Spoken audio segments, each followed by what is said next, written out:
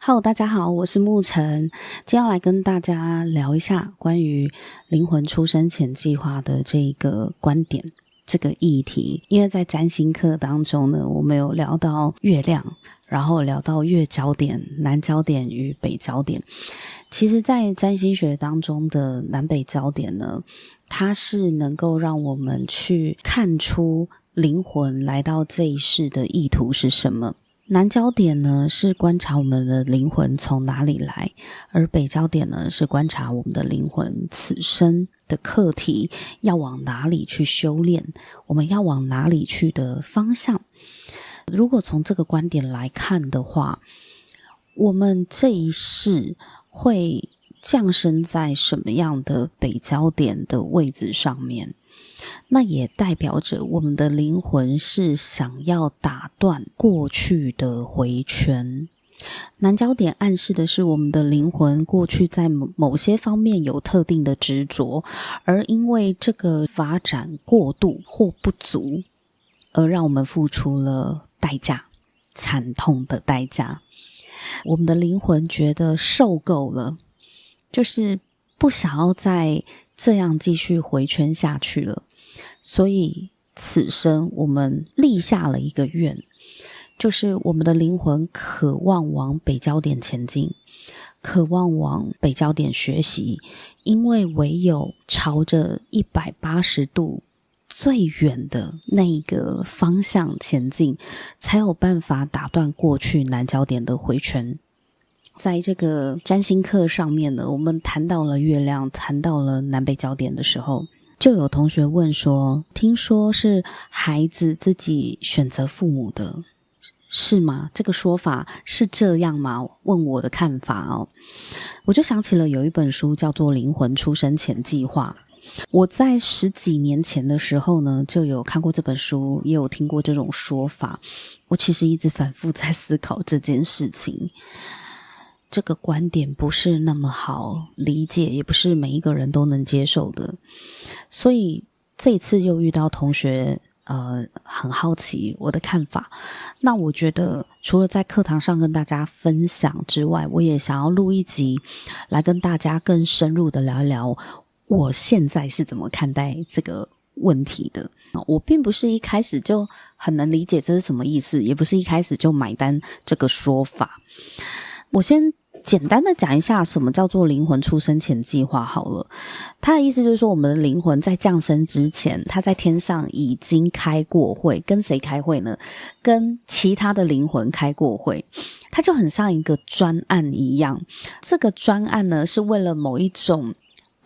更大的成长提升的目的而形成的专案小组。那这个专案小组假设是以我为主角的话，我这个灵魂会有我想要修炼的地方。如果以占星学的角度，就是我可能会想要往北焦点的方向去修炼，可是这个修炼我就是没有办法一个人修炼完成，所以我是需要其他灵魂的协助。那怎么协助呢？就是他们要在我要投胎的这一世，他们要扮演某一些角色。那这些角色呢，是可以来帮助我在某些事件、某些环境之下去学习我的灵魂渴望学习的事情。所以我的灵魂呢，跟其他的灵魂在天上已经开了一个会。我自己想象他们开会的情境就很像接下来这一世你会扮演我的谁谁谁那是为了帮助我修炼哪方面，然后某某灵魂是扮演另外一个角色，然后我会遇到他，然后他可能会对我做出一些不是让我那么舒服的事情，可是目的是因为透过这个过程中我才能够学习我该学习的事情，或者是我渴望成长的部分。而且在那本书里面，我记得他有一个观点，就是跟我越亲近的灵魂，他才愿意去担任那个伤害我最深的对手角色。因为感情不够好的灵魂其实是不太愿意去担任这个角色的啦，因为吃力不讨好啊。那是基于非常非常深刻的信任。所以当时听到这个观点的时候，我非常震撼。所以我这辈子遇到的人，比如说我的爸爸妈妈，我生在这个家庭，我曾经觉得某某某他伤害我很深，比如说前男友啊，可能遭受一些朋友的背叛啊、攻击啊等等的。难道他们都是之前就认识我，然后跟我交好的灵魂，所以这辈子故意扮演这个角色来让我从中成长的吗？当时我是很不理解也难以接受啦，我会觉得怎么可能？谁要啊？谁要这个烂剧本啊？这剧本谁写的啊？就是以前会觉得你说是我自己选择这个人生脚本，我真的很难接受这个说法。当我觉得我的这一生过得不是很顺遂，我觉得我过得很苦的时候，你还跟我讲那是我自己选的，我会生气哦。这句话真的就是用来修炼自己，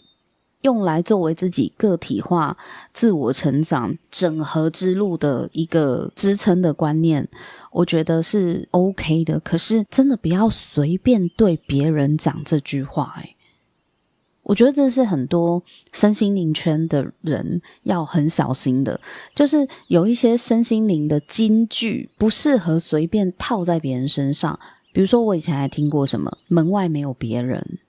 就是当我在不爽一个人的时候，或是当我在抱怨干掉某个人的时候，然后我的身心灵圈的朋友就会跟我说门外没有别人，我当时只想把他赶到门外。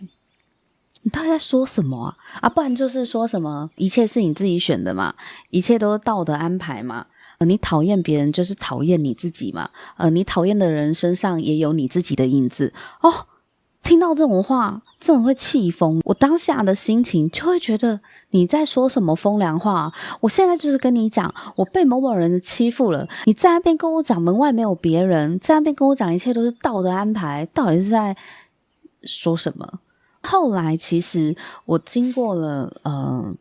一段时间的沉淀，然后自己也慢慢的成熟，再回看以前，我就发现说其实那些金句本身它没有问题，它就是一个中性的句子，只是说你不要随便拿这些金句跟还没有心理准备的人讲这些话，因为你得不到你要的效果。你讲这些金句你的用意何在啊？你是要用来指责对方吗？就是还是嘲笑对方，哈哈，一切是你选的。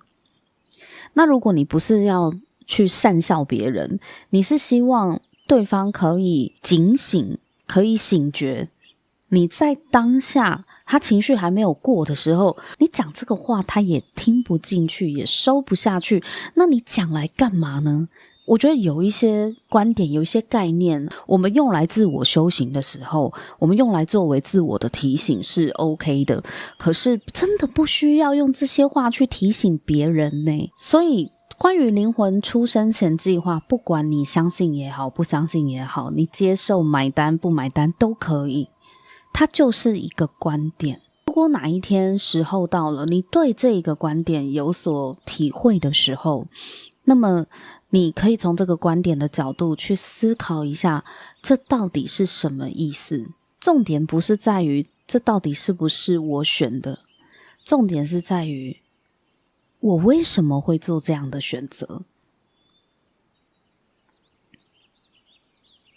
那个为什么才能够让我去往下探得更深。有一些灵性工具，我们原本学习是用来疗愈自己生活中某一些痛苦的，我们希望可以为这些痛苦寻求定义跟解答，或者是我们渴望可以找出这些让我们痛苦的原因，我们的家人、伴侣、小孩、朋友、同事等等的。本来是希望可以能够多学一些，然后看能不能够早一点解脱，但是真的有在这个轨道上面锻炼修行的人，应该会有一种感觉，修到最后此岸即彼岸，身边的人其实也没什么变啊。我们到最后好像也不是在找什么为什么我会这么痛苦，这个没有办法找到解答，但是我们可以看见我们之所以是现在这个样子，竟然就是一个很圆满的安排。这个修行的路我觉得是非常非常长非常长的路，可能一辈子吧，应该没有终点的那一天。那每一个人走到哪一站，每一个人的速度进程不一样。我可以理解为什么我会被安排在这对父母的养育之下长大，而这个安排其实对我来讲是一个蛮好的安排。就是我发现了这件事情，我也从我的星盘里面看到，老天爷帮我配置的星盘不多不少，刚刚好。以前会觉得想要学会看懂星盘是希望可以看自己有没有什么不 OK 的地方或不好的地方，趋吉避凶嘛。可是深入研究到至今，我真的从星盘里面看到越来越多，不止我也看到我的个案，看到我的学员们，他们很多时候他们的星盘真的就是平衡的刚刚好，星盘的配置平衡的刚刚好，那就是我们自己有没有那个意识去把星盘这么美好的能量给发挥出来。我今天讲另外一个层面呢，我曾经也有遇过学员很尖锐的问我说，老师，如果你觉得我们此生所遭遇到所有的事情都是我们灵魂自己选择的话，那请问那一些被性侵犯、被强暴有过非常痛苦的经验、家破人亡经验的人，难道这些都是他们自己选的吗？这对受害者来讲，你就是在指责受害者，你在检讨受害人，这对他们来说是一种二次的心理伤害。我真的很不想要用言语去回答这个问题。如果你就是那样子的受害者，你有过这样的受害经验的话，我绝对不会对你说这句话。我觉得这句话在某些时机还未成熟之下，我不会用这个概念来跟受害者沟通或帮助受害者。但是其实我心底我看过很多的案例，他从这个残酷残忍的废墟之中走出来，并且绽放出很盛开的花朵。我觉得有时候措辞真的要很小心。灵魂的出生前计划，它是一个中性的概念，可是如果我们把它转译成这个是你自己选的，这句话其实蛮伤人的。那你可能会觉得，老师，那意思不就一样吗？就是我们灵魂自己选的，是，可是语言是活的，就是我们今天要讲出来的话，我们到底希望它起到什么样的作用？如果我们没有想清楚，我们只是想到什么就讲什么，那只是在满足我们说话的欲望，我们没有在沟通。真正的沟通是会去思考，我讲这个话，我是希望安抚对方、支持对方、鼓励对方，还是伤害对方？如果我知道我讲这个话对对方来讲，可能对他来说很刺耳，会伤害到对方，我干嘛一定要跟他讲这个概念？就不要讲这个概念了。那什么叫做时机成熟的时候呢？当他们的心灵状态跟精神层次已经能够走到一个面对过去的伤痛，他们的视野是更宽广的，不是要他去原谅伤害他的人，也不是要他把这个伤害的事件归因于自己有问题，都不是，而是我们怎么样可以在我们未来的人生中，把这个被伤害的伤痛、遗憾，能够把它化为一种造福更多的人的恩典。我真的非常敬佩，就是社会中各行各业的领域都能够看到很多人是过去受的苦，然后他不希望其他的家庭再受到相同的苦，所以他出来做些什么事情，不一定是跟性暴力相关。很多人都是因为自己苦过，所以觉得更能够看见在这个领域需要帮助的人，所以他们站出来帮助别人。我就讲一个事情，就是小灯泡的妈妈，就是一个最广为人知的吧。小灯泡的妈妈，她的女儿经历了这么残忍的暴力伤害的事件之后，她当然很痛啊，真的快崩溃的痛好吗？我至今都觉得那个伤痛是一辈子的，她现在也一定还在被这个伤痛折磨着。这对一个妈妈来说，这种痛苦就是一辈子也不会忘掉的。可是她接下来的选择是什么？他接下来的选择是希望可以透过做些什么事情然后来从政了嘛。其实那就代表他把自己的伤痛化为一个更大的保护伞，去保护更多的小朋友。如果我们回到灵魂出生前的计划的观点，我觉得这只是一个更高层次的一个观点，在看待生命的经验。我们生命里面一定有很多的伤痛经验，我们要怎么样跟这个伤痛经验共处？我们要怎么样背负着曾经受过伤的生命，然后去面向前方，去往前进？我们要怎么样让过去的伤痛可以化为我们未来人生的养分？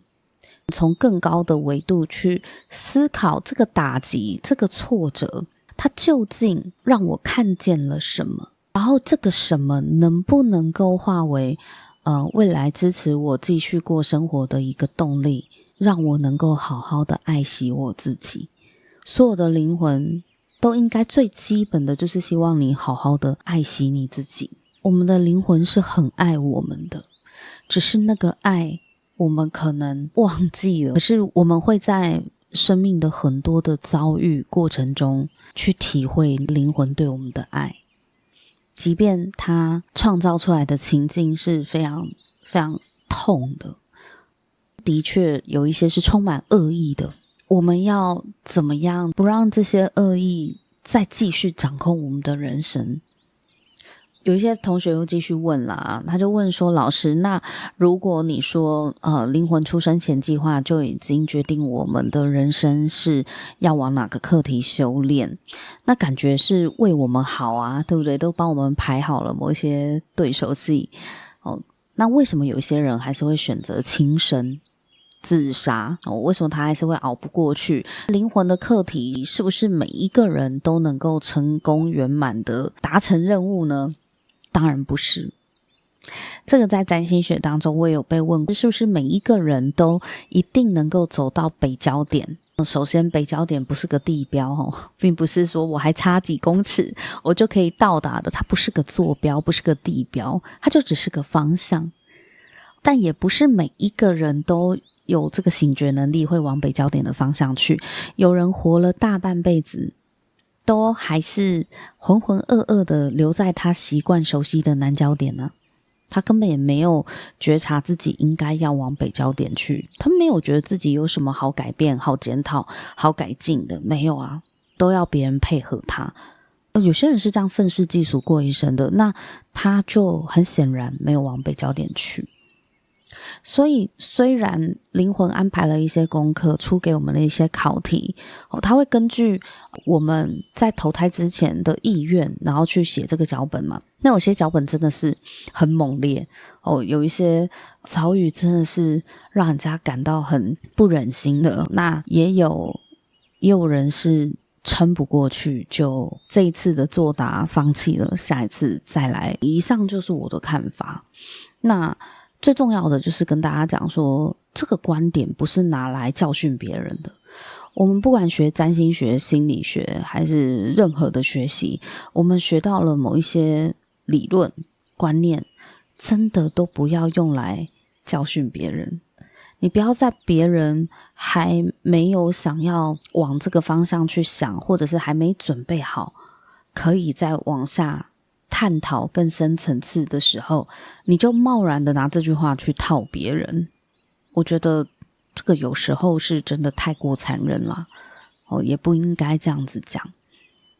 好，那今天就跟大家浅聊到这边。那不知道各位对于出生前计划有什么样的想法呢？也欢迎你留言或私讯跟我说。那我们就下次再见咯，拜。